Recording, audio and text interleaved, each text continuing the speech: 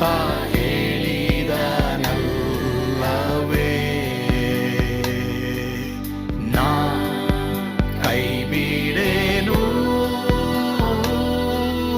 ನಾ ಕೈ ಬಿಡೇನು.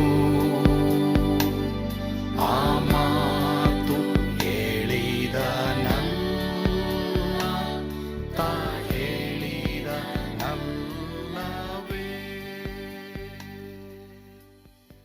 ಯೇಸು ಕೈ ಬಿಡನು ದೈನಂದಿನ ಸತ್ಯವೇದ ಅಧ್ಯಯನಕ್ಕೆ ನಿಮ್ಮೆಲ್ಲರನ್ನ ಆಹ್ವಾನ ಮಾಡ್ತೇನೆ. ಪ್ರಿಯರೇ, ಇಂದು ಸಹ ನಾವು ದೇವರ ಸನ್ನಿಧಾನದಿಂದ ದೂರ ಓಡಿ ಹೋದರೆ ನಮಗೆ ಉಂಟಾಗುವ ಅನಾಹುತಗಳ ಕುರಿತು ನಾವು ಧ್ಯಾನ ಮಾಡಲಿಕ್ಕೆ ಹೋಗ್ತೇವೆ. ನಿಮಗೆ ನಿಜವಾಗ್ಲೂ ಈ ವಾಕ್ಯಗಳು ಅದ್ಭುತವಾಗಿರುತ್ತದೆ, ನೀವು ಆಶೀರ್ವಾದ ಹೊಂದ್ರಿ. ಲೋನ್ ನನಗೆ ಅದ್ಭುತವಾಗಿ ಕೊಟ್ಟರು ಪ್ರಿಯರೇ.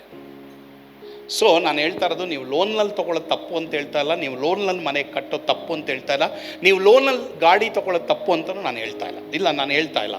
ಆದರೆ ನಾನು ಏನು ಹೇಳ್ತಾ ಇದ್ದೀನಿ ಅಂದರೆ, ಅದು ತೊಗೊಳ್ಳೋದು ದೇವ್ರ ಚಿತ್ತನ, ಅದು ಮಾಡೋದು ದೇವ್ರ ಚಿತ್ತನಪ್ಪ. ಪ್ಲೀಸ್, ಒಂದು ವೇಳೆ ನೀವು ತಪ್ಪು ಮಾಡಿದರೆ ಭಯ ಪಡಬೇಡಿ. ಇವತ್ತೇನು ಹೇಳ್ರಿ, ದೇವ್ರಿಗೆ ಗೊತ್ತಾ ಸ್ವಾಮಿ, ಇನ್ಮೇಲೆ ನಿನ್ನ ಚಿತ್ತ ನಾನು ಮಾಡ್ತೀನಿ ದೇವ್ರೆ ಎಂಬುದಾಗಿ ಹೇಳ್ರಿ, ಖಂಡಿತವಾಗಿ ದೇವ್ರ ಕೃಪೆ ಕೊಡ್ತಾರೆ. ಸೊ ಲಾಸ್ಟ್ ಪಾಯಿಂಟು 17ನೇ ವಚನ ಓದ್ಬಿಡೋಣ. ಈ ಕಡೆ ಹೆಣ್ಮಕ್ಳು ಓದ್ತಿರಮ್ಮ. 17ನೇ ವಚನ. ಅಫ್ಕೋರ್ಸ್ ಜ್ಞಾನೋಕ್ತಿ 14:27 ಓದ್ರಿ. ಸಾರಿ, ಜ್ಞಾನೋಕ್ತಿ 14:27. ದಯವಿಟ್ಟು ಇನ್ನೊಬ್ರು ಓದ್ತೀರಾ? ಬೇಗ ಓದಪ್ಪ. ಜೀವದ ಬಗ್ಗೆ ಮೃತ್ಯುಪಾಶದಿಂದ ತಪ್ಪಿಸಿಕೊಳ್ಳಲು ಅದು ಸಾಧ್ಯ. ನೋಡಿದ್ರ, ಆ ನಾವಿಕರು ದೇವರಿಗೆ ಭಯಪಟ್ಟರು, ಹೀಗಾಗಿ ಅವರಿಗೆ ಜೀವದ ಬುಗ್ಗೆ ಸಿಕ್ತು. ಇನ್ನೊಂದು ಹೆಣ್ಮಕ್ಳು ಈ ಕಡೆ ಓದ್ತೀರಾ? ಜ್ಞಾನೋಕ್ತಿ 19:23. ಬೇಗ ಓದಮ್ಮ. ಯೆಹೋವನ ಭಯವು ಜೀವದಾಯಕವು, ಭಯಭಕ್ತಿಯುಳ್ಳವನು ತೃಪ್ತನಾಗಿ ನೆಲೆಗೊಳ್ಳುವನು, ಅವನಿಗೆ ಕೇಡು ಸಂಭವಿಸದು. ನೋಡಿ, ದೇವ್ರ ಚಿತ್ತ ಇದ್ರೆ ನಿನಗೆ ತೃಪ್ತಿ ಇರುತ್ತೆ. ಎಲ್ಲರೂ ಇಲ್ಲಿದ್ದೀರಾ? ದೇವ್ರ ಚಿತ್ತ ಇದ್ರೆ ಏನಿರ್ತಪ್ಪ? ಒಂದು ಹೋಟ್ಲಿಗೆ ಹೋದ್ವಿ, ಮಲ್ಲಿಗೆ ಹೋಟ್ಲು ಇರೋ ನಾನು, ಶಿವಶಂಕರು, ಕಾಂತರಾಜ್. ರೈಟ್ ಹೋಗೋ ಬದಲು ಲೆಫ್ಟ್ಗೆ ಹೋದ್ವಿ.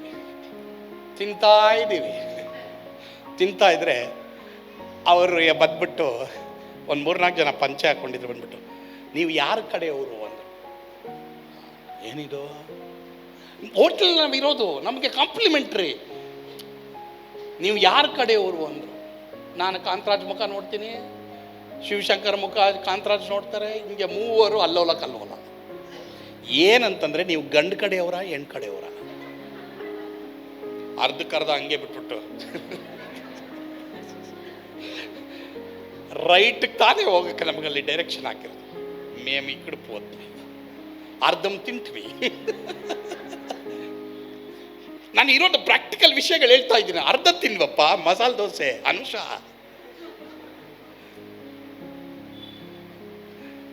ಇದೇ ಎಷ್ಟೋ ಜನರ ಪಾಡು ಇವತ್ತು. ಏನು ಗೊತ್ತಾ? ದೇವ್ರ ಚಿತ್ತ ಮಾಡ್ತಾ ಇಲ್ಲ. ಸರಿ, ಭಯಪಡ್ಬೇಡಿ, ನಿಮ್ಮನ್ನು ಕಂಡೆ ಮಾಡ್ತಾ ಇಲ್ಲ, ನಿಮಗೆ ನಾನು ಹೆಲ್ಪ್ ಮಾಡ್ತಾ ಇದ್ದೀನಿ. ಏನು ಗೊತ್ತಾ? ಒಂದು ವೇಳೆ ದೇವ್ರ ಚಿತ್ತ ಯಾವುದು ನೀನು ಮಾಡಿಲ್ವೋ ಅದ್ರ ಬಗ್ಗೆ ನೀನು ಪಶ್ಚಾತ್ತಾಪ ಪಡು. ನಿನ್ನ ಕಂಡೆಮ್ ಮಾಡ್ಕೋಬೇಡ, ನೀ ಭಯಪಡಬೇಡ. ನಿನಗೆ ಇವತ್ತಿಲ್ಲ ನಾಳೆ ಸ್ವಲ್ಪ ಕಷ್ಟ ಆಗುತ್ತೆ, ಬಟ್ ಪರಿಹಾರ ಹಾಗೆ ಆಗುತ್ತೆ. ಹಲ್ಲೆಲೂಯಾ. Right, okay. ಭಯಭಕ್ತಿ ಉಳ್ಳವನಿಗೆ ಜೀವ ಇದ್ದೇ ಇದೆ. ಲಾಸ್ಟ್ ಒನ್ 17ನೇ ವಚನ, ಯೋನ 1:17ನೇ ವಚನ ಓದಪ್ಪ. ಈ ಕಡೆ ಒಬ್ರು ಓದ್ರಿ. ನಾಗರಾಜ್ ಓದಪ್ಪ. ಓದಪ್ಪ. ಯೆಹೋವನ ಒಂದು ದೊಡ್ಡ ಮೀನು ಯೋನನನ್ನು ನುಂಗಲು ಅಪ್ಪಣೆ ಮಾಡಿದ್ದರಿಂದ ಯೆಹೋವನು 3 ದಿನ ಹಗಲಿರುಳು ಮೀನಿನ ಹೊಟ್ಟೆಯಲ್ಲಿ ಇದ್ದನು. ಸರಿ, ಎಲ್ರು ಗಮನ ಇಡಿ. ಯೋನ ತಪ್ಪು ಮಾಡ್ದ, ಬಟ್ ಅವನು ಒಪ್ಕೊಂಡ, ಅರಿಕೆ ಮಾಡ್ದ. ಸಮುದ್ರದಲ್ಲೇ ಅವನ ಬಿಸಾಡಿದ್ರು, ಆದರೆ ಸಮುದ್ರದಲ್ಲಿ ಒಳಗೋಗ್ಬಿಟ್ನ ಅವನು ಇಲ್ಲ. ದೇವರೇ ಅವನಿಗೆ ಒಂದು ಮೀನಿಗೆ ಅಪ್ಪಣೆ ಮಾಡಿದ್ರು. ಯೋನ 3 ದಿನ ಹಗಲು ರಾತ್ರಿ ಆ ಮೀನಿನ ಹೊಟ್ಟೆ ಒಳಗೆ ಇದ್ದ. ಎಲ್ರು ಗಮನ. ಓಕೆ, ಎಲ್ರು ನೋಡ್ರಿ. ನನಗೂ ಎಷ್ಟೋ ಜನ ಇಲ್ಲಿ ಗಾಡಿಗಳು ತೊಗೊಳ್ತಾ ಇದ್ದೀರಾ, ಕಾರುಗಳು ತೊಗೊಳ್ತಾ ಇದ್ದೀರಾ, ಬಂದು ಪ್ರಾರ್ಥನೆ ಮಾಡಿಸ್ಕೊಳ್ತಾರೆ. I am so happy. ನಂಗೆ ತುಂಬ ಸಂತೋಷ. ನಿಮ್ಮಲ್ಲಿ ಸ್ಮೈಲ್ ನೋಡಿದಾಗ ನಂಗೆ ತುಂಬ ಸಂತೋಷ. ದೇವರೇ, ನಿನ್ನ ಮಕ್ಕಳನ್ನ ಆ ರೀತಿ ಆಶೀರ್ವಾದ ಮಾಡ್ತಾ ಇದ್ದೀವಿ. ಮತ್ತು ಎಷ್ಟೋ ಜನ ಮನೆ ತೊಗೊಳ್ತಾ ಇದ್ದೀರಾ. Very good. God bless. ದೇವರು ನಿಮ್ಮನ್ನು ಆಶೀರ್ವಾದ ಮಾಡಲಿ. ಬಟ್ ಒಂದು ವೇಳೆ ಯಾರಾದರೂ ತಗೊಳ್ಳೋರು ಇದ್ದರೆ ನಿಮಗೆ ಹೇಳ್ತಾ ಇದ್ದೀನಿ ನಾನು, ದೇವ್ರ ಚಿತ್ತವನ್ನು ಮಾಡಿ. ಅಥವಾ ಕೆಲವರು ನೀವು ತಗೊಂಡಿದ್ದು ದೇವ್ರ ಚಿತ್ತ ಇಲ್ಲದೆ ಒಂದು ವೇಳೆ ನೀವು ಕಷ್ಟಕ್ಕೆ ಒಳಗಾಗಿದ್ದೀರಾ, ಪಶ್ಚಾತ್ತಾಪ ಪಟ್ಟರೆ ದೇವರು ಒಂದು ದೊಡ್ಡ ಮೀನಿಗೆ ಅಪ್ಪಣೆ ಮಾಡಿದ್ರು. ಅದು ಯೋನನನ್ನು ಸೇಫಾಗಿಡ್ತು ತನ್ನ ಹೊಟ್ಟೆಯಲ್ಲಿ. ನೀನು ಸೇಫಾಗೇ ಇರ್ತೀಯ, ಭಯ ಪಡಬೇಡ. ಆದರೆ ಪಶ್ಚಾತ್ತಾಪ ಪಡ್ಬೇಕು. ನೀನು ಹೇಳ್ಬೇಕು, ನಾನು ತಪ್ಪು ಮಾಡ್ಬಿಟ್ಟೆ ಅಂತ ಹೇಳ್ಬೇಕು ದೇವ್ರ ಹತ್ರ. ಎಷ್ಟೋ ಜನ ಹೇಳಲ್ಲ. ಓಕೆ, ನೋಡಿ ಈ ಪಾಯಿಂಟ್ ನೋಡಿ ಮುಗಿಸ್ತೀನಿ ನಾನು. ದಯವಿಟ್ಟು ಈ ಕಡೆ ಒಬ್ರು ಹೋದ್ರಪ್ಪ. ಮುನ್ರಾಜು ಹೋದಪ್ಪ. ಸರಿ, ನಾವು ದೇವರನ್ನು ಗೌರವಿಸಿ ಆತನ ಸನ್ನಿಧಾನವನ್ನು ಒಪ್ಪಿಕೊಂಡರೆ ದೇವರು ತಪ್ಪಿಸಿಕೊಳ್ಳುವ ಮಾರ್ಗವನ್ನು ಮಾಡುವವನು. Angel, can you read it in English please? No problem, don't worry about mic, but you can read it. Okay, if you have mic, you can read it. If we honor God and acknowledge His presence, God will make way of escape. Yes, ನೋಡಿದ್ರ? ನಾವು ದೇವರನ್ನ ಗೌರವಿಸಿ ಆತನ ಸಾನ್ನಿಧ್ಯವನ್ನು ಒಪ್ಪಿಕೊಂಡ್ರೆ ದೇವರು ತಪ್ಪಿಸಿಕೊಳ್ಳುವ ಮಾರ್ಗವನ್ನು ನಮಗೆ ಕೊಡ್ತಾರೆ. మనము దేవుని గౌరవించి ఆయన సన్నిధిని అంగీకరిస్తే దేవుడు తప్పించుకోనకవాడనకి ఒక మార్గము కల్పిస్తాడు. ನಾವು ತಪ್ಪಿಸ್ಕೊಳ್ಳೋಕ್ಕೆ ಒಂದು ಮಾರ್ಗ ದೇವರು ನಮಗೆ ಕೊಡ್ತಾರೆ. ಸರಿನಾ? ನನಗೆ ಗೊತ್ತಿಲ್ಲ ಎಷ್ಟು ಜನ ನಿಮ್ಮ ಜೀವಮಾನದಲ್ಲಿ ಇವತ್ತು ದೇವ್ರ ಚಿತ್ತ ಮಾಡ್ತಾ ಇಲ್ಲ, ಇದರಿಂದ ನೀವು ಕಷ್ಟಕ್ಕೊಳಗಾಗಿದ್ದೀರಾ. ಬಟ್ ಇವತ್ತು ನೀವು ಪಶ್ಚಾತ್ತಾಪ ಪಡಿ, ಖಂಡಿತವಾಗಿ ಅದು ಏನು ತೊಂದರೆ ಇದೆ ಅದನ್ನು ದೇವರು ಉಲ್ಟಾ ಮಾಡ್ತಾರೆ. ಕಡೆಯದಾಗಿ ಎಲ್ಲರೂ ಈ ವಾಕ್ಯ ಓದ್ಬಿಡ್ರಿ. ಕೀರ್ತನೆ 96:6. ಆತನ ಸಾನ್ನಿಧ್ಯದಲ್ಲಿ ಮಾನಮಹಿಮೆಗಳು, ಆತನ ಪವಿತ್ರಾಲಯದಲ್ಲಿ ಬಲ ಸೌಂದರ್ಯಗಳು ಇರುತ್ತವೆ.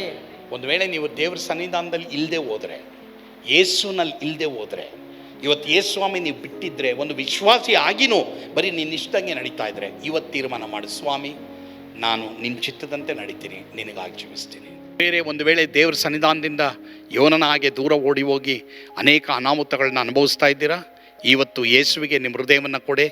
ಮಾತ್ರವಲ್ಲದೆ ರೀಡೆಡಿಕೇಟ್ ಮಾಡಿರಿ, ಪುನಃ ನಿಮ್ಮ ಜೀವಿತವನ್ನು ಯೇಸುವಿಗೆ ಪ್ರತಿಷ್ಠೆ ಮಾಡಿರಿ. ನೀವು ಅದರಿಂದ ಆಶೀರ್ವಾದಗಳನ್ನು ಹೊಂದ್ತೀರ. ಪ್ರಾರ್ಥನೆ ಮಾಡೋಣವಾ? ಪ್ರೀತಿಯುಳ್ಳ ತಂದೆ ಆದವರೇ, ಒಂದು ವೇಳೆ ಯಾರ್ಯಾರು ಈ ದಿನ ಈ ಪ್ರಸಂಗವನ್ನು ಕೇಳಿ, ಹೌದು ನನಗೆ ದೇವರ ಸನ್ನಿಧಾನ ಬೇಕು, ದೇವರ ಸನ್ನಿಧಿ ಇಲ್ಲದೆ ನಾನು ಎಷ್ಟೋ ಅನಾಹುತಗಳನ್ನ ಅನುಭವಿಸಿದ್ದೀನಿ ಎಂಬುದಾಗಿ ಯಾರ್ಯಾರು ಪಶ್ಚಾತ್ತಾಪಪಟ್ಟು ನಿನ್ನ ಬಳಿಗೆ ಬರ್ತಾ ಇದ್ದಾರೋ, ತಪ್ಪಿ ಹೋದ ಮಗನು ನಿನ್ನ ಬಳಿಗೆ ಬರುವಾಗ ಅವನನ್ನು ಸ್ವೀಕಾರ ಮಾಡಿದ ಹಾಗೆ ಇವರೆಲ್ಲರನ್ನ ನೀನು ಸ್ವೀಕಾರ ಮಾಡಪ್ಪ.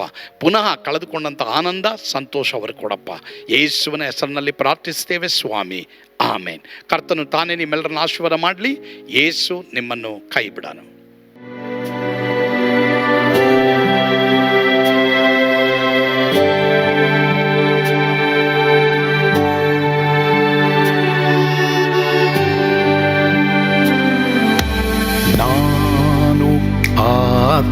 ಪಾತ್ರದಲ್ಲಿ ಇರುವಾಗಲೂ ನೀನು ಪಾಯಪಾಟು ಓಡಬಾರದು. ನನ್ನ ಮಾತನಂಬಿ ಸ್ಥಿರವಾಗಿರು, ನಿನ್ನ ಬಿಡಲಾರೆ, ಬಿಡೆನು ಎಂದೆಂದಿಗೂ.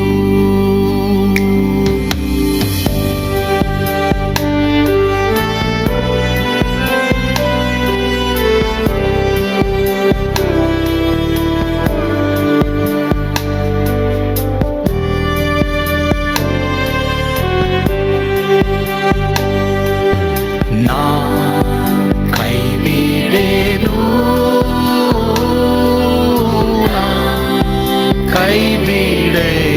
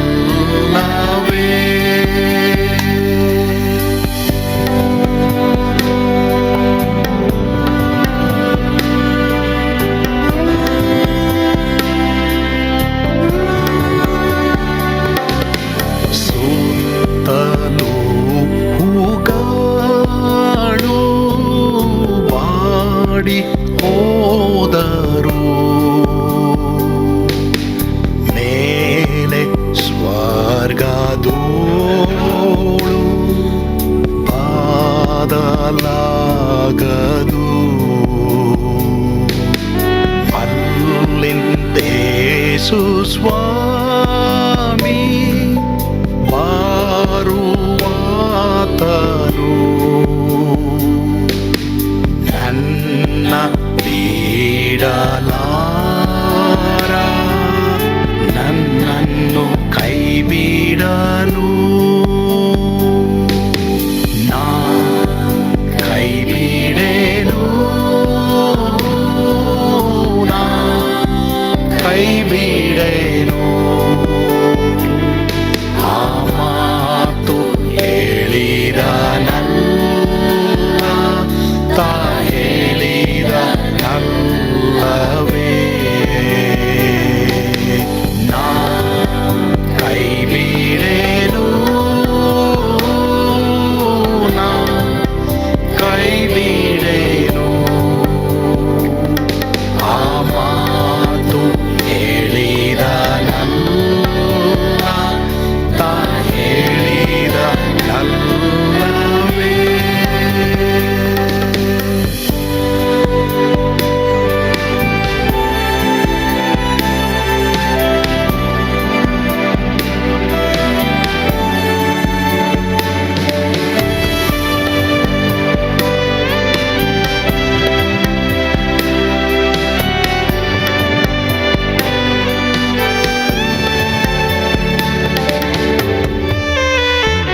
ಮುಂದೆ ಬಾಹು ಕಷ್ಟ ಬಾರುತ್ತಿದ್ದರು,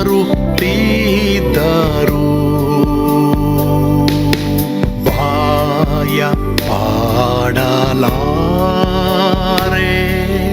ಸ್ವಾಮಿ ಇದ್ದಾನೆ. ಬಾಲವಾಗಿ ನಿಂತು ಹರ್ಷಗೊಳ್ಳುವೆ. ಸ್ವಾಮಿ ಬಿಡಲಾರ, ಸ್ವಾಮಿ ನನ್ನ ಕೈ ಬಿಡನು. ನಾ ಕೈ ಬಿಡೇನು, ನಾ ಕೈ ಬಿಡೇನು. ಆ ಮಾತು ಹೇಳಿದನಲ್ಲ, ತಾ ಹೇಳಿದನಲ್ಲವೇ.